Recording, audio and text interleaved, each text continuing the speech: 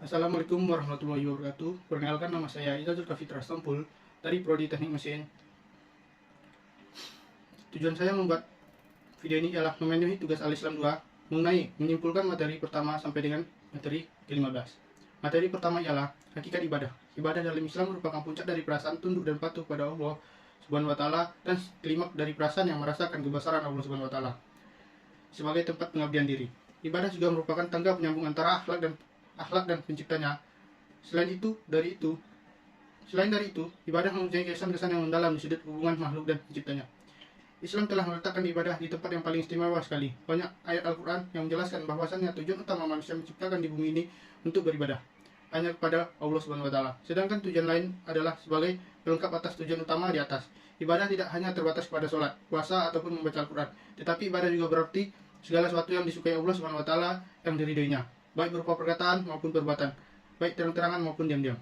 Secara garis besar ibadah terbagi dua, yaitu ibadah maddah dan ibadah ghairu maddah. Ibadah maddah itu sendiri yaitu ibadah khusus, yaitu apa yang telah ditetapkan Allah akan diperinci dan perinciannya, tingkah dan cara-caranya yang tertentu. Berikut adalah prinsip-prinsip ibadah maddah. Yang pertama, keberadaannya harus berdasarkan perintah atau dalil yang baik dari Al-Quran maupun Sunnah Rasul. Yang kedua, tata cara harus berpola pada contoh yang telah dibuat Rasul. Yang ketiga, bersifat supra-rasional. Yang keempat, azasnya ketaatan yang dituntut dan dari hamba dalam melaksanakan ibadah ini adalah kepatuhan atau ketaatan. Ibadah ghairu maddah sendiri umum adalah segala sesuatu yang diciptai dari diridhai Allah, baik berupa perkataan maupun perbuatan, baik lahir maupun batin. Berikut adalah prinsip-prinsip ibadah maddah. Keberadaan didasarkan atas tidak adanya dalil yang melarang baik dari Al-Quran maupun Sunnah Rasul. Tata letak laksananya tidak perlu berpola pada contoh yang dibuat Rasulullah. Sifat rasional, baik urut untung rugi maaf atau mudratnya dapat ditentukan oleh logika.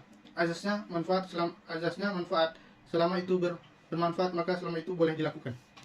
Dalam Islam paling tidak ada 3 fungsi ibadah, yaitu mewujudkan hubungan antara hamba dengan Tuhannya, mendidik dalam menjadikan manusia ingat akan kewajibannya, melatih diri untuk berdisiplin. Rincian hikmah menjalankan ibadah antara lain: 1. Hindari dari syirik. 2. Memiliki ketakwaan. 3. Terhindar dari kemaksiatan. 4. Berjiwai sosial. 5. Tidak kikir. 6. Merasakan keberadaan Allah. 7. Terkabulnya doa-doa kita. 8. Memiliki kejujuran. 9. Berhati ikhlas. 10. Banyak saudara. Lanjut ke materi kedua, sholat. Hakikat sholat. Sholat adalah suatu rukun dasar yang menjadi syariat dalam agama Islam. Secara kebahasaan, istilah sholat berasal dari bahasa Arab itu sholat, yang artinya doa. Sedangkan menurut pengertian istilah, sholat adalah ibadah yang dimulai dengan niat, diawali dengan bacaan takbiratul ihram, dan diakhiri dengan mengucapkan salam, dengan syarat dan ketentuan yang mengikuti atau diajarkan oleh Nabi Muhammad. Secara substantif, ibadah sholat mempunyai tujuan untuk mendekatkan hamba dengan penciptanya. Sholat secara praktis juga merupakan bentuk-bentuk terapi berperilaku yang sangat efektif, baik dalam menjalankan sholat akan berbekas pada perbuatan yang baik pula. Kewajiban sholat sesungguhnya adalah cara Allah memberikan pertolongan kepada hambanya, sebagai mana firman-Nya Allah yang artinya, jadikanlah sabar dan sholat sebagai penolongmu, dan sesungguhnya yang demikian itu sungguh berat, kecuali bagi orang-orang yang khusyuk. Orang-orang yang meyakini bahwa mereka akan memenuhi Tuhannya dan bahwa mereka akan kembali kepadanya. Al-Baqarah ayat 45 sampai dengan 46. Beberapa tujuan ibadah sholat: mendekatkan diri dengan Allah, menjaga kesadaran pengadilan diri, motivasi terapi psikologis, memupuk rasa persamaan, persatuan dan persaudaraan, mencegah perbuatan keji dan mungkar, menanamkan disiplin terhadap waktu, dan menolong memecahkan masalah. Materi selanjutnya, puasa. Hakikat puasa, sesungguhnya puasa disyariatkan bukanlah sekedar menahan diri dari makan dan minum, namun hakikatnya adalah puasa meliputi 2 dimensi sekaligus, lahir maupun batin. Puasa memiliki 3 keyakinan, memiliki 3 tingkatan, yaitu puasa orang umum, puasa orang khusus,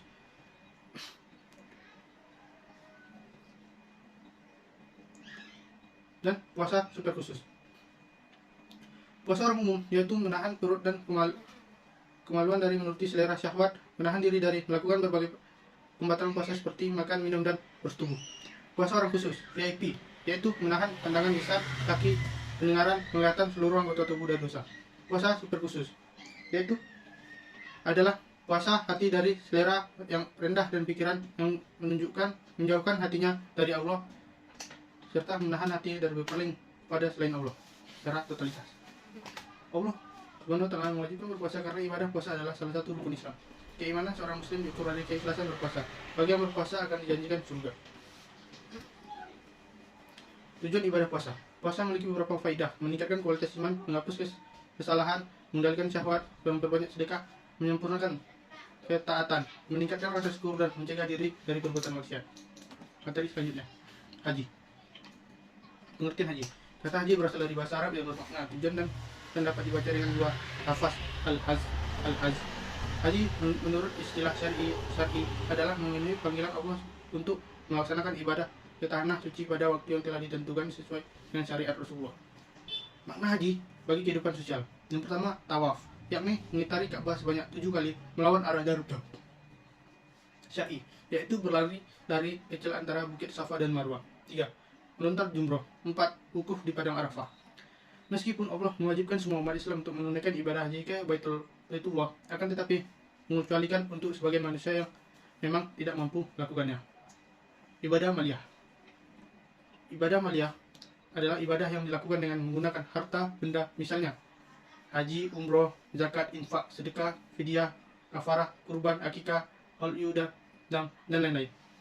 Ibadah maliyah dapat dibagi dalam beberapa bentuk. Di antaranya ibadah yang tercampur dengan maliyahnya, seperti haji dan umroh. Kedua bentuk ibadah ini memerlukan pengorbanan biaya yang besar. Tanpa biaya tersebut, ibadah ini hampir tidak bisa dilaksanakan, terutama bagi kita yang berada di luar kota suci tersebut, Mekah dan Madinah. Pelaksanaan tugas ibadah kepada Allah tidak hanya diwujudkan dalam bentuk ibadah fisik saja, tapi juga harus diwujudkan dalam bentuk ibadah harta, investasi amal yang tidak akan berhenti pahalanya. Walaupun yang bersangkutan sudah meninggal dunia, adalah harta yang disumbangkan untuk amal jariah. Ibadah amaliyah atau ibadah dengan harta termasuk bagian penting dalam syariat Islam. Akhlak. Kata akhlak dalam bahasa Indonesia berasal dari bahasa Arab, yakni akhlak, bentuk jamak dari kata khuluq atau al-khuluq, yang secara etimologis antara lain berarti budi pekerti, berangkai tingkah laku atau tabiat. Tujuan seorang muslim berakhlak adalah untuk mendapatkan ridho dari Allah Subhanahu wa taala. Tidak pantas seorang muslim berakhlak dengan tujuan untuk dipuji oleh orang lain, karena hal itu termasuk riya. Begitu juga tidak pantas bagi seorang berakhlak dengan tujuan untuk mencari materi saja. Islam senantiasa mengajak orang-orang Islam untuk mengisi dirinya dengan akhlak-akhlak mulia, hidup dengan akhlak tersebut. Bab 7. Macam-macam akhlak. Akhlak kepada Allah Subhanahu wa taala. Para ulama menjelaskan bahwa berakhlak baik kepada Sang Khalid berputar pada 3 perkara. 1. Membenarkan berita yang datang dari Allah. 2. Menerima hukum-hukum yang Allah tetapkan dengan mengamalkannya. 3. Menerima takdir Allah dengan sabar dan ridho. 4. B. Akhlak kepada Rasulullah. Konsekuensi dari pentingnya adab kita kepada Allah, yaitu berupa ketaatan kepadanya, adalah kita juga mentaati Rasulullah. Mentaati Nabi juga merupakan bentuk ketaatan kita kepada Allah SWT. Sedangkan jika seorang berpaling, maka tidak ada satupun yang dirugikan kecuali dirinya sendiri. Dan ketaatan kepada Rasul juga termasuk salah satu adab kita sebagai umat kepada Rasulullah. Akhlak individu, akhlak terhadap diri sendiri. Manusia sebagai makhluk Allah mempunyai kewajiban terhadap dirinya sendiri. Keyakinan pokok ini merupakan kewajiban terhadap Allah sekaligus merupakan kewajiban manusia bagi dirinya untuk keselamatannya. Manusia mempunyai kewajiban kepada dirinya sendiri yang harus ditunaikan untuk memenuhi haknya. Dalam diri manusia mempunyai 2 unsur, yakni berakhlak terhadap jasmani, berakhlak terhadap jiwa, berakhlak terhadap akal. D. Akhlak sosial kemasyarakatan. Berbuat baik terhadap tetangga, bersabar menghadapi gangguan tetangga, menjaga dan memelihara hak tetangga, tidak mengganggu tetangga. Akhlak terhadap lingkungan. Penanaman pohon dan penghijauan, menghidupkan lahan mati, tidak mencemari air alam. Akhlak dan keberbangsa dan bernegara, akhlak para pejabat dan akhlak warga negara.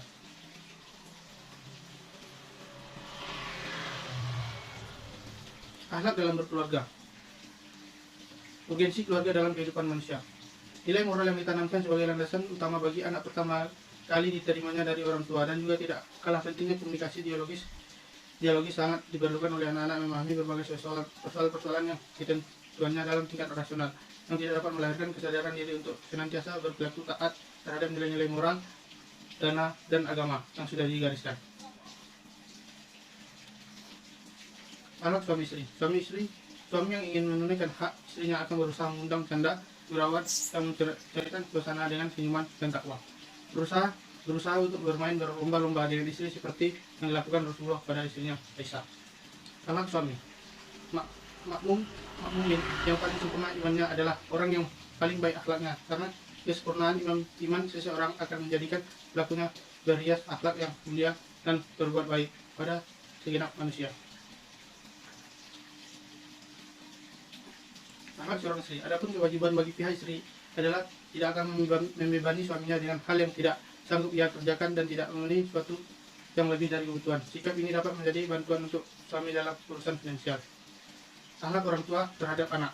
Dalam ajaran Islam diatur berbagai hubungan antara anak serta hak dan kewajiban masing-masing. Orang tua harus mengikatkan hubungan dan harmoni dan penuh kasih sayang dengan anaknya. Sebaik orang tua adalah membuat anaknya menjadi generasi rabani, yaitu memiliki akhlak dan adab seperti Rasulullah. Poin yang terpenting adalah teladan dari orang tuanya. Akhlak terhadap orang tua. Perkara bakti kepada orang tua merupakan perkara yang mulia bagi agung, dan sudah sepantasnya bagi kita semua untuk senantiasa berpegang teguh dengan agama ini, untuk mengetahui serta memahami apa saja hak orang tua yang harus kita penuhi, terlebih lagi jika kita telah mendapatkan kedua orang tua kita sudah dalam keadaan tua, tak punya daya dan tenaga sebagai ketika mereka masih muda. Bab 8. Membangun keluarga sakinah. 1. Islam menganjurkan nikah. 2. Islam tidak menyukai membujang. Rasulullah memerintahkan untuk menikah dan melarang keras kepada orang yang tidak mau menikah. Allah SWT memerintahkan untuk menikah, dan seandainya mereka fakir, niscaya Allah akan membantu dengan memberikan rezeki pada mereka. Tujuan pernikahan dalam Islam untuk memenuhi tuntunan naluri manusia asasi, untuk membetegi akhlak yang mulia, untuk menegakkan rumah tangga yang islami, untuk meningkatkan ibadah kepada Allah, untuk memperoleh keturunan yang soleh. Tata cara menikah dalam Islam. Khitbah, peminangan. Seorang muslim yang akan menikahi seorang muslimah hendaknya ia meminang terlebih dahulu, karena dimungkinkan ia sedang dipinang oleh orang lain. Dalam hal ini Islam melarang seorang muslim meminang wanita yang sedang dipinang orang lain. 2. Akad nikah. Dalam akad nikah ada beberapa syarat, rukun, dan kewajiban yang harus dipenuhi. Adanya suka sama suka dari kedua calon mempelai. Adanya ijab kabul. C. Adanya mahar. Adanya wali dan adanya saksi. Walimah. Walimatul urus, pesta pernikahan. Hukumnya wajib dan diusahakan sederhana mungkin, dan dalam walimah hendaknya diundang pula orang miskin. 5. Hak dan kewajiban suami istri. Aturan Rasulullah untuk menikah mengandung berbagai manfaat sebagaimana yang dijelaskan oleh para ulama. Di antaranya dapat menundukkan pandangan akan terjaganya kehormatan. 3. Terpelihara kemaluan dari beragam maksiat. 4. Akan ditolong dan dimudahkan oleh Allah SWT, dan menjaga syahwat merupakan salah satu sebab dijaminnya untuk masuk ke dalam surga. 6. Mendatangkan ketenangan dalam hidup. 7. Terwujud keluarga yang sakinah, mawaddah, warahmah sebagai firman Allah. 8. Akan mendapatkan turunan yang salih. Menikah dapat menjadi sebab semakin banyaknya jumlah umat Nabi Muhammad. 6. Bila belum dikaruniai anak, apabila takdirkan Allah sepasang suami istri sudah menikah sedemikian lama namun belum juga dikaruniai anak, maka janganlah ia berputus asa dari rahmat Allah. Hendaknya ia terus berdoa sebagai Nabi Ibrahim dan Zakaria telah berdoa kepada Allah SWT, sebagai Allah mengabulkan doa mereka, dan hendaknya bersabar dari ridho dan qadar yang Allah tentukan, serta meyakini bahwa semua itu adalah hikmahnya. 7. Hak istri yang harus dipenuhi suami. 8. Mengajarkan ilmu agama. Kewajiban suami membekali dirinya dengan ilmu syar'i dengan menghadiri majelis-majelis ilmu yang mengajarkan Al-Quran dan Sunnah sesuai dengan pemahaman Salafus Salih, generasi yang terbaik, yang terdapat jaminan dari Allah SWT, sehingga dengan bekal tersebut seorang suami mampu mengajarkan kepada istri dan anak keluarganya. Hak suami harus dipenuhi istri. Setelah wali orang tua sang istri menyerahkan kepada suaminya, maka kewajiban taat kepada sang suami menjadi hak yang tertinggi, harus dipenuhi setelah diwajibkan taatnya kepada Allah dan Rasulnya. 10. Istri wajib berbuat baik kepada suaminya. Istri harus berhikmat kepada suaminya dan menunaikan amanah mengurus anak-anaknya menurut syariat Islam yang mulia. Allah telah mewajibkan kepada dirinya untuk mengurus suaminya, mengurus rumah tangga dan mengurus anak-anaknya. Nasihat untuk suami istri. Yang pertama, bertakwa kepada Allah dalam keadaan bersama maupun sendiri di rumah maupun di luar rumah. Wajib menegakkan ketaatan kepada Allah dan menjaga batas-batas Allah di dalam keluarga. Melaksanakan kewajiban terhadap Allah dan meminta tolong kepada Allah. Laki-laki wajib mengerjakan sholat 5 waktu di masjid secara berjamaah dan diperintahkan anak-anak untuk sholat pada waktunya. Menegakkan sholat sunnah, terutama sholat malam. 12. Nasihat khusus untuk suami. Ada yang memberatkan, wahai hamba Allah, tersenyumlah di hadapan istrimu ketika engkau masuk menemaninya, agar engkau memperoleh ganjaran dari Allah. Apa yang membebanimu di bermuka cerah ketika engkau melihat istri dan anak-anakmu, engkau akan dapat pahala. Apa sulitnya apabila engkau masuk ke rumah sambil mengucapkan salam secara sempurna, Assalamualaikum warahmatullahi wabarakatuh, agar engkau memperoleh 30 kebaikan. Apa yang kira-kira menimpamu jika engkau berkata kepada istrimu dengan perkataan yang baik sehingga dia meridaimu sekaligus dalam perkataan tersebut agar sedikit dipaksakan. Nasihat khusus untuk istri. Apakah menyulitkanmu jika engkau menemui suami ketika dia masuk ke rumahmu dengan wajah yang cerah sambil tersenyum manis? Berhiaslah untuk semua dan raihlah pahala di sisi Allah. Sesungguhnya Allah itu indah dan menyukai keindahan guna wangi-wangian. Jadilah engkau seorang istri yang memiliki sifat lapang dada, tenang dan selalu ingat kepada Allah dan dalam segala keadaan. 14. Kepemimpinan lelaki di atas wanita. Kewajiban mendidik anak.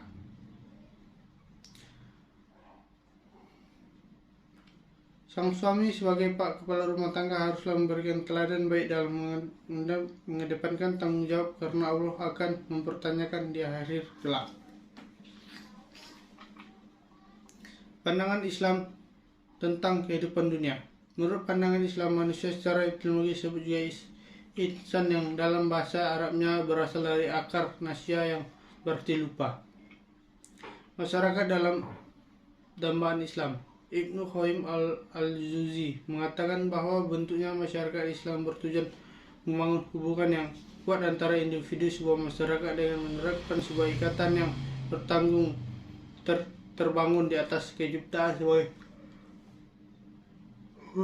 sebenarnya tidaklah sempurna iman salah seorang di antara kamu sehingga ia menciptakan saudara sebagai menciptakan dirinya sendiri. Hadis riwayat Bukhari. Akhlak Islam dalam masyarakat. Sebagai masyarakat Islam itu memiliki istimewa di bidang akikah, ibadah dan pemikiran, maka ia juga memiliki keistimewaan dalam masalah akhlak. Tugas masyarakat Islam terhadap akhlak. Sesungguhnya tugas masyarakat Islam terhadap akhlak adalah sebagai tugasnya terhadap akidah, memikirkan dan ibadah. Toleransi antar umat beragama dan dalam Muslim. Dalam konteks toleransi antara umat beragama, Islam memiliki konsep yang jelas, tidak ada pemaksaan dalam agama. Bagian agama kalian dan bagian agama kami adalah contoh populer toleransi dalam Islam. Konsep toleransi dalam Islam. Islam menyadari bahwa keragaman umat manusia dalam agama, keyakinan adalah kehendak Allah, karena itu tak mungkin disamakan. Dalam Al-Quran Allah berfirman yang artinya, dan jikalau Tuhanmu menghendaki, tentulah beriman semua orang yang di muka bumi seluruhnya. Bab 11. Muamalah. Muamalah yaitu suatu aturan hukum Allah yang mengatur manusia dalam kaitan dengan urusan duniawi dalam pergaulan sosialisasi. Ruang lingkup muamalah. Al-Fikri dalam kitabnya Al-Muamalah Diyah wa Al-Badiyah menyatakan bahwa muamalah dapat dibagi menjadi dua sebagai berikut: Al-Muamalah Al-Biyah dan Al-Muamalah Al-Madiyah. Akhlak dalam bermuamalah. Al-Hasan Al-Basri menyebutkan bahwa akhlak yang baik ketika bermuamalah terangkum pada 3 perkara: menahan diri dan menanggung sesama, menggerakkan kebaikan bagi sesama, menampakkan wajah yang ceria. Bab 12. Islam dalam persoalan hidup dan kerja. Hakikat hidup dan kerja. Dalam diri manusia terdapat apa yang disebut dengan nafsu sebagai potensi yang membawa kepada kehidupan. Dalam pandangan Al-Quran, nafsu diciptakan Allah dalam keadaan sempurna untuk berfungsi maupun serta mendorong manusia berbuat keburukan. B. Rahmat Allah atas orang yang rajin bekerja. Dalam pandangan Islam, bekerja merupakan bagian dari ibadah, maka aplikasi dan implementasi perlu dilandasi oleh akhlak etika yang senantiasa disebut dan etika profesi. Akhlak dalam bekerja. Akhlak seorang muslim dalam bekerja menemukan kemudahan, selalu bersyukur ketika menghadapi kesulitan, dia tambah dan sabar. D. Profesionalisme dalam bekerja. Profesional berarti berkualitas, bermutu, dan ahli dalam suatu bidang bekerja menjadi profesinya. Bab 13. Islam dalam masalah harta dan jabatan. Harta jabatan adalah amanah dan karunia Allah. Harta dan jabatan adalah amanah yang Allah titipkan kepada kita. Keduanya juga akan diminta oleh Allah bertanggungjawabannya di hari kemudian. Kewajiban mencari harta. Mencari rezeki merupakan tuntunan kehidupan yang tak mungkin seorang menghindar darinya. Seorang muslim tidak melihat sekadar sebagai tuntutan kehidupan, namun ia mengetahui bahwa itu juga merupakan tuntutan agamanya. C. Keutamaan makan dari hasil tangan sendiri. Allah telah memberikan kepada kita karunia-Nya berupa kesempatan, sarana, dan prasarana untuk mencukupi kebutuhan kita. Allah menjadikan waktu siang air kita gunakan untuk mencari kehidupan. Nabi juga menyebutkan bahwa seorang pekerja untuk anak-anaknya memenuhi kebutuhan orang yang berada dalam tanggungannya, berarti dia berada di jalan Allah. Harta jabatan sebagai amanah. Manusia memiliki mutlak terhadap harta, demikian manusia terhadap harta dibatasi oleh hak Allah. Ini terlihat kewajiban manusia mengeluarkan sebagai kecil hartanya untuk berzakat dan ibadah lainnya. Sikap terhadap harta dan jabatan. Disebabkan harta jabatan itu adalah merupakan amanah dari Allah SWT, maka kita harus bersikap hati terhadapnya. Bila terhadap harta, kita wajib berupaya dalam berusaha mencarinya, karena harta merupakan kebutuhan bagi seorang dari modal hidup. Namun bukan demikian halnya tentang jabatan. Pada gunaan harta jabatan di jalan Allah. Sehubungan dengan itu, maka harta jabatan hendaklah tidak digunakan di jalan Allah, yakni dengan sebaik-baiknya, dipenuhi tanggung jawab dan sesuai dengan tuntutan Allah dan Rasul.